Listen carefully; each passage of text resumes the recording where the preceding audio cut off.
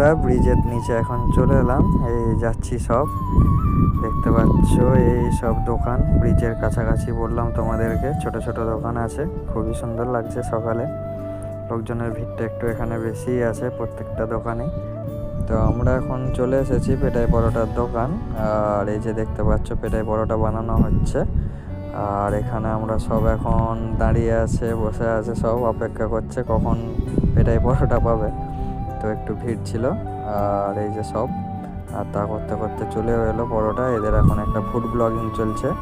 আর সব পেটাই পরোটা খেতেও শুরু করে দিয়েছে। আমারও চলে এসেছে হাতে। এখন খাওয়ার পর কথা হচ্ছে তোমাদের সাথে। আর এই যে খাওয়া হয়ে গেছে, এখন ফিরছি আমরা কোম্পানির দিকে যাচ্ছি।